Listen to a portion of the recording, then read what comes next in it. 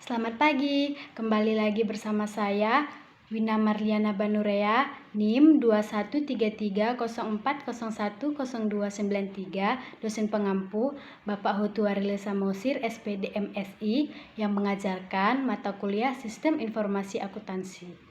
Saya jurusan akuntansi semester genap tahun ajaran 2021-2022.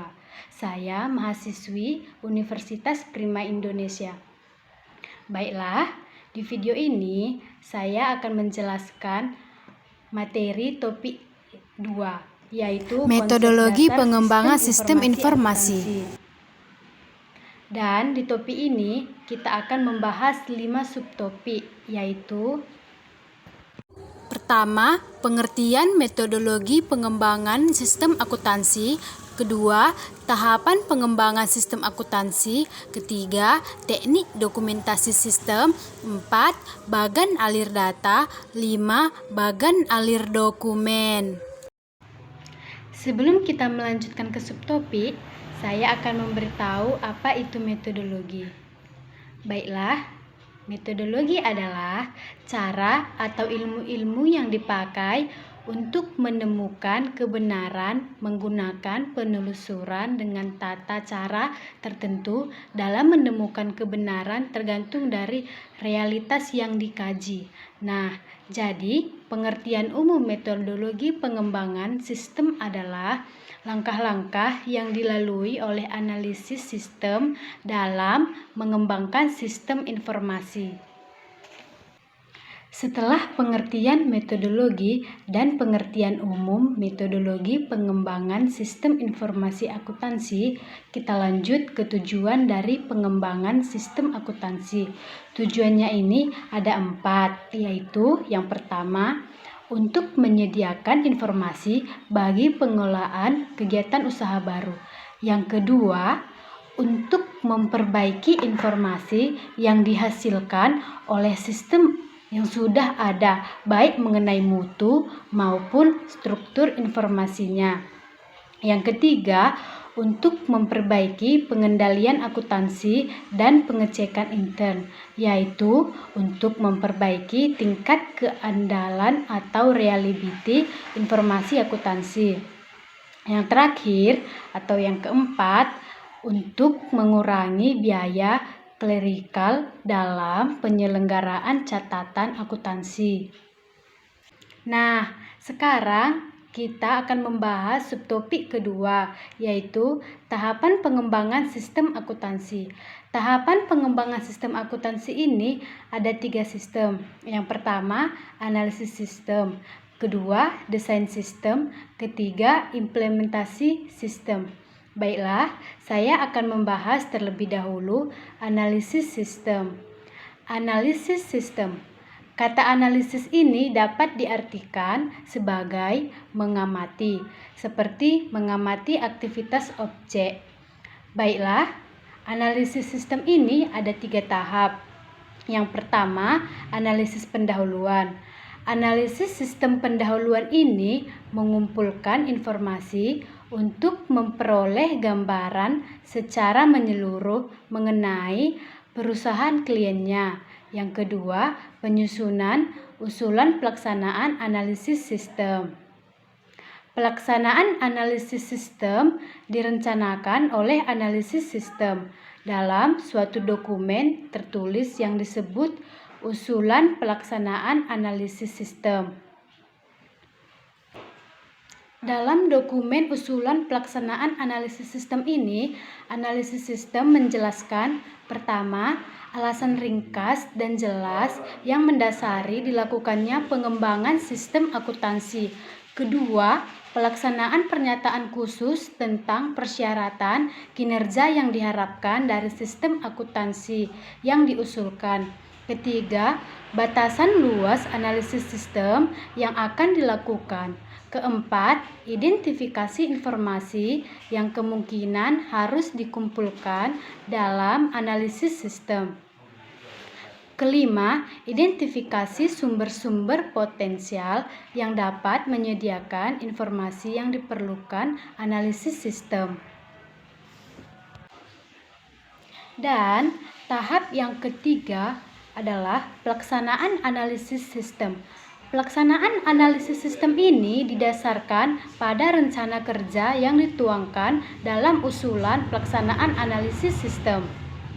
Contohnya adalah: pertama, analisis laporan yang dihasilkan sistem sekarang.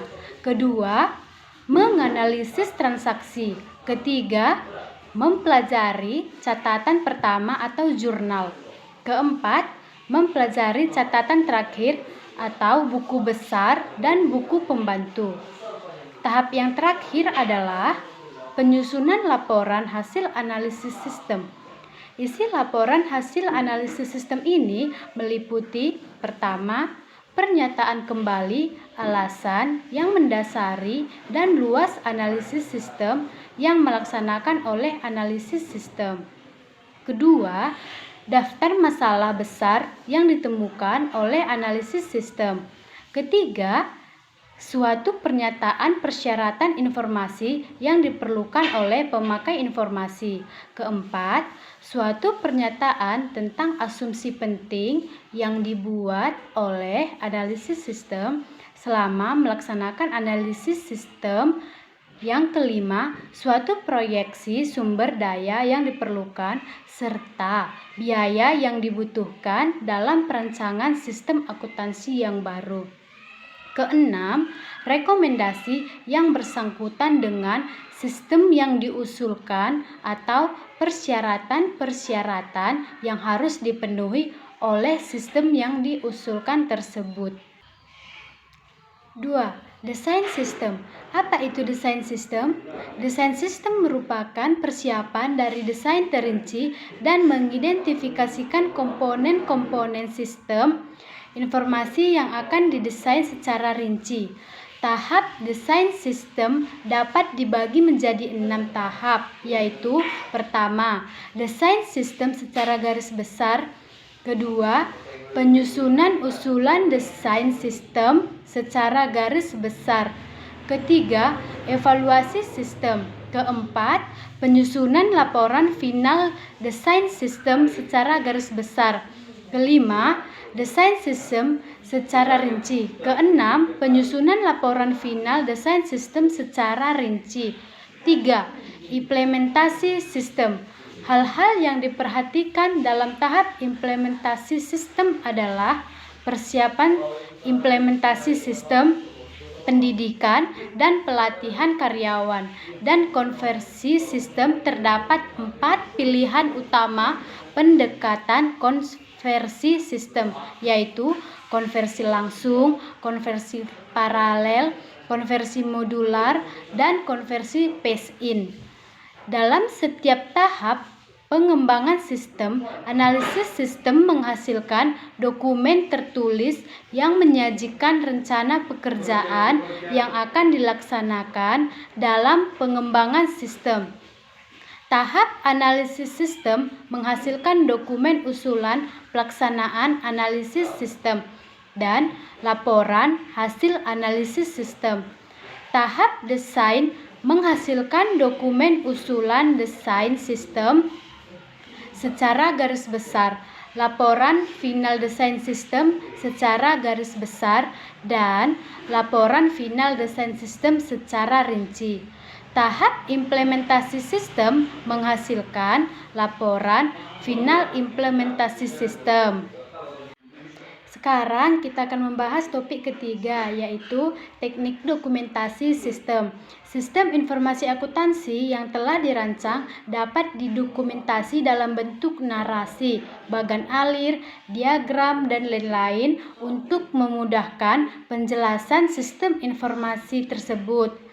Teknik dokumentasi sistem yang dibahas adalah bagan alir data atau data flow diagram dan bagan alir dokumen atau dokumen flow chart. Untuk menggambarkan sistem informasi dengan bagan alir data dan bagan alir dokumen, analisis sistem menggunakan simbol-simbol standar. Sistem informasi akuntansi persediaan adalah sistem informasi akuntansi utama yang paling penting dalam menjalankan usaha retail karena persediaan yang begitu banyak harus dikoordinasikan dengan sistem yang memadai. Persediaan merupakan aktiva yang sangat penting yang dimiliki perusahaan karena investasi dalam persediaan. Sekarang kita akan memasuki topik keempat, bagan alir data. Bagan alir data adalah suatu model yang menggambarkan aliran data dan proses untuk mengolah data dalam suatu sistem. Simbol-simbol standar yang digunakan untuk menggambarkan bagan alir data adalah, simak gambar berikut. Bagan alir data ini terdapat proses pengolahan data. Aliran terdapat dua, aliran arterial dan aliran data. Penghubung halaman sama halaman lain. Tempat penyimpanan data atau arsip. Sumber atau tujuan data. Yang terakhir, masukan atau keluaran ditunjukkan oleh garis alir. Sekarang kita akan membahas subtopik yang terakhir, yaitu bagan alir dokumen. Apa itu bagan alir dokumen? Bagan alir dokumen merupakan bagan alir yang menunjukkan arus dari laporan dan formulir termasuk tembusan-tembusannya. Nah, simak gambar dan simbol-simbol bagan alir berikut. Berikut simbol-simbol standar bagan alir dokumen antara lain nama simbol. Yang pertama, dokumen. Untuk menggambarkan formulir yang digunakan untuk merekam data terjadinya suatu transaksi. Contoh, faktur penjualan, surat orderan penjualan, cek, bukti memorial, bukti kas keluar masuk, dan lain-lain. Kedua, dokumen dan tembusannya. Untuk menggambarkan dokumen asli dan tembusannya, nomor lembar dokumen dicantumkan di sudut kanan atas. Ketiga, berbagai dokumen. Untuk menggambarkan berbagai jenis dokumen yang digabungkan di dalam satu paket. Keempat, catatan. Untuk menggambarkan catatan akuntansi yang digunakan untuk mencatat data dari dokumen atau formulir. Contoh, jurnal, buku pembantu, dan buku besar. Kelima, penghubung pada halaman yang sama. Untuk menggambarkan bagan alir, arus dokumen dibuat mengalir dari atas ke bawah dan dari kiri ke kanan. Keenam, penghubung pada halaman yang berbeda. Jika untuk menggambarkan bagan alir suatu sistem akuntansi diperlukan lebih dari satu halaman, simbol ini digunakan untuk menunjukkan kemana dan bagaimana bagan alir terkait satu bagan dengan bagan lainnya. Ketujuh, kegiatan manual. Untuk menggambarkan kegiatan manual, contohnya menerima order dari pembeli, mengisi formulir, membandingkan dan memeriksa berbagai jenis kegiatan klerikal lainnya.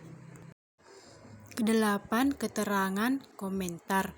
Memungkin ahli sistem menambahkan keterangan untuk memperjelas pesan yang disampaikan dalam bagan alir. Kesembilan, arsip sementara. Untuk menunjukkan tempat penyimpanan dokumen sementara. Artinya, dokumen ini akan diambil kembali untuk keperluan pengolahan lebih lanjut, seperti lemari arsip dan kotak arsip. Untuk menunjukkan urutan pengarsipan dokumen, digunakan simbol A atau menurut abjad, N atau menurut nomor urut, dan T menurut tanggal.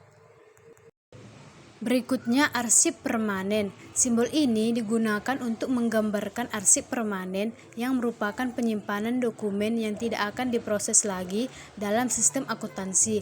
Berikutnya, online computer process. Menggambarkan pengolahan data dengan komputer secara online. Nama program ditulis di dalam simbol. Berikutnya, keying atau typing verifying. Menggambarkan pemasukan data ke dalam komputer melalui online terminal. Berikutnya, pita magnetik. Menggambarkan arsip komputer yang berbentuk pita magnetik dalam arsip, ditulis di dalam simbol. Berikutnya, online store.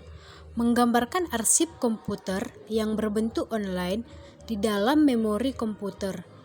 Berikutnya, keputusan. menggambarkan keputusan yang harus dibuat dalam proses pengolahan data. Keputusan yang dibuat ditulis di dalam simbol. Berikutnya, garis alir menggambarkan arah proses pengolahan data.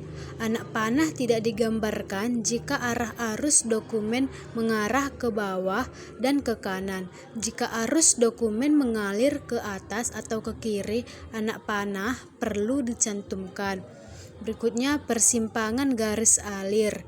Jika dua garis alir bersimpangan, untuk menunjukkan arah masing-masing garis, salah satu garis dibuat sedikit melengkung tepat pada persimpangan kedua garis tersebut.